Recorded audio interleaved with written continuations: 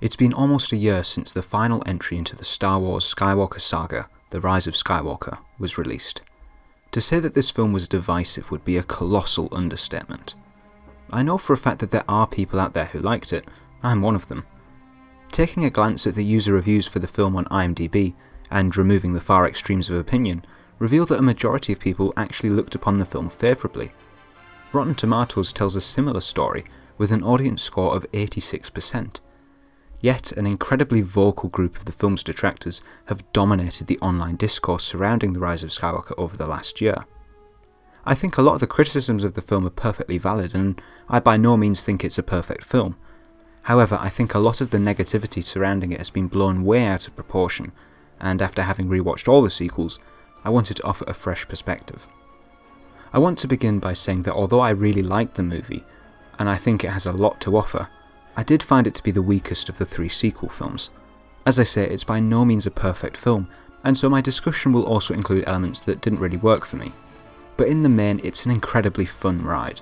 It's a well-crafted space fantasy romp with great action sequences and a lot of heart, as well as gratifying callbacks to the earlier films. Between this film and The Force Awakens, I think it's clear that J.J. Abrams and his crew have a real passion for the Star Wars universe, and all three sequels were able to capture the spirit and the texture of the original trilogy to great effect. How a film as inoffensive as this managed to spark such outrage is almost beyond me. Rey, Finn and Poe were the heroes of this new trilogy, and I found their characters to be instantly likeable from Episode 7. Rey's story is an incredibly empathetic one, about a girl trying to find her place in the universe. This ultimately is what drives her throughout the trilogy, as she longs to consolidate a new family in place of the one that abandoned her on Jakku. Now, I personally like the fact that she came from nowhere. Her backstory perfectly embodied the ethos of the Skywalker Saga, in that any person from anywhere in the galaxy could be strong with the Force and rise to become a Jedi. I think that sends a really powerful message, especially to younger viewers of the films. Luke Skywalker before her also came from nowhere, as did Anakin, and so I think that element of her character was important in telling this story to a new generation. Now, I don't think The Rise of Skywalker undermines this facet of her character. Despite the reveal of her true parentage, her backstory as a scavenger on Jakku was not negated. She was still a nobody, raised in a harsh environment where she learned to fend for herself. Her rejection of Palpatine in the climax of the film is all the stronger for it. Suddenly she's been offered a heritage and given a place in the universe that she'd so desperately craved, and she turns it all down in favour of her new family in the name of the light side. It's so beautifully fairy tale-esque and perfectly in keeping with the message of the original trilogy. Of the other characters, I did think Finn and Poe were perhaps underutilised, especially given their prominence in episodes 7 and 8, but I really enjoyed seeing the group dynamic in the first act of the film. After keeping the main trio separated in The Last Jedi, I was glad to see them all interact on their mission to find Exegol. They worked brilliantly as a team, and all the actors had great chemistry. I was also pleasantly surprised by C-3PO's heightened status as a member of the core team, and I think he offered some great comic relief. I would go so far as to say some of the funniest lines in the entire series came from C-3PO in this film. We picked up a transmission from someone named Babu Frick. Babu Frick? Oh, he's one of my oldest friends. Kylo Ren to me is the most interesting villain in the saga. His conflict was made clear from The Force Awakens, and I love the way Rian Johnson developed his relationship with Rey in the second film, with each one trying to draw the other one to their side of the Force. I think Kylo Ren's redemption was always somewhat inevitable, and I'm not sure I would have appreciated seeing him as the main villain of the final film. The Force-dyed elements in this film were brilliant and felt like a natural continuation of their relationship from the previous film. I loved the visual representation of light versus dark during their dyad battle on Kijimi. This all came to a head, of course, with their duel on the Death Star ruins. This was a fantastic fight sequence, and really highlighted how far the two characters had come since their first battle on Starkiller Base. Yet Rey, despite all her experience and training with Leia, was still powerless to overcome a battle-ready Kylo Ren. The lack of a bombastic John Williams score over this scene really served to highlight the ferocity of the environment and the sheer force of the lightsaber clashes. Seeing Rey lose all her stamina by the end felt very raw, and only further demonstrated the real power imbalance between the two when it came to form. Online commentators have often made reference to Rey being overpowered, which I first of all think is a bogus claim, but it's clear from this scene just how easily Kylo Ren can overcome her when uninjured and focused. And then Ben Solo's redemption. This sequence was absolutely perfect. Dad,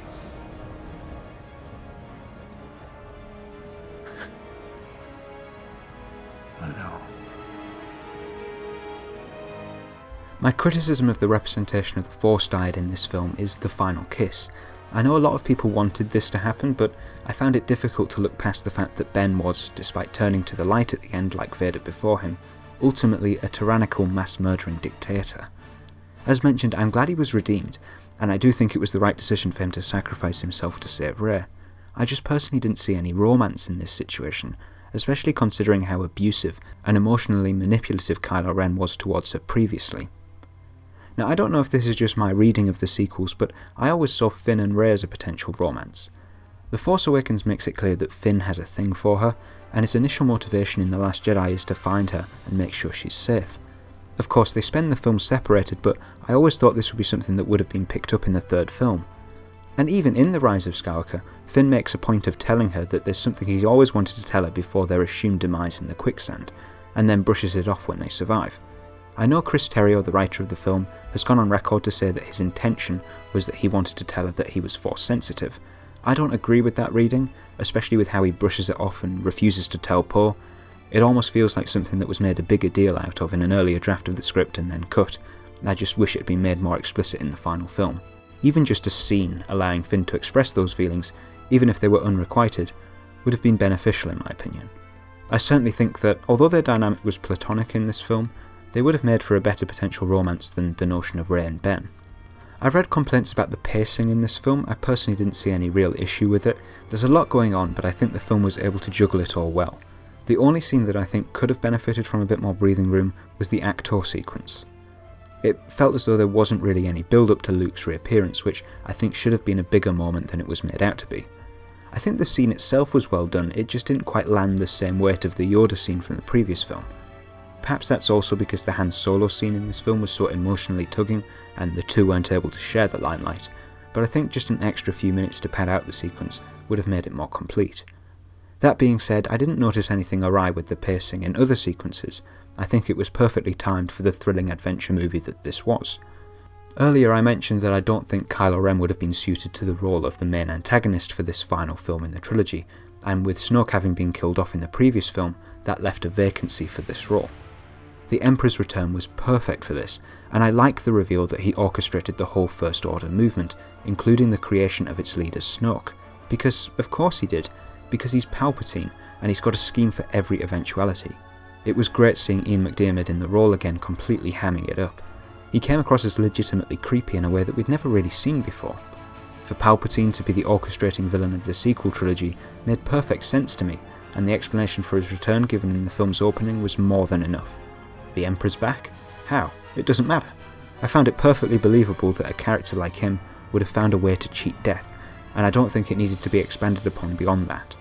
One thing I think The Rise of Skywalker and the other two sequels do so well is capture the tone and feel of the original trilogy. Everything feels so real, the places feel authentically Star Wars, as do the characters, animals, creatures, droids, it's all so immersive. Two relatively minor things that I'd love to call out specifically are the explosion of Kijimi, which looked like it could have been pasted directly out of the original trilogy and looks so good, and the design of the Sith Troopers, which I love. It feels like a perfect mesh of the classic Stormtrooper design and the new First Order design, with a dash of the Phase 2 Clone Trooper design, all finished in this beautiful bright red gleam.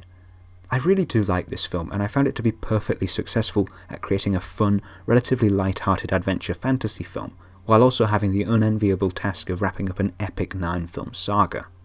As a conclusion, I think bringing Palpatine back was entirely appropriate.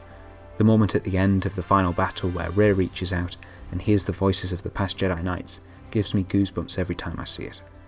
Each of the original trilogy trio are given a moment to shine, and although I think Finn and Poe were perhaps unfairly sidelined, they too got some great moments, and the resolution of Rey and Ben's arcs was fitting to me. Rey finally consolidates the family she'd been seeking all her life in that perfect final moment. Star Wars is and always has been a family fantasy film series, and I think that a lot of the detractors who went into the film looking for explanations for everything have kind of missed the point of the films. It's never been about microscopic continuity, it's much bigger in scope than that.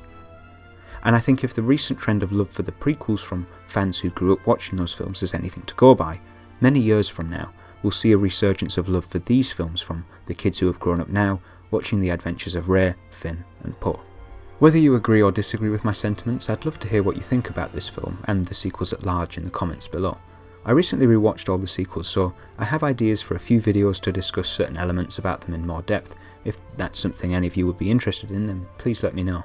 The response I had to my video reply to the closer look was great, so I'm hoping this video is similarly able to reach some more like-minded fans of the new movies.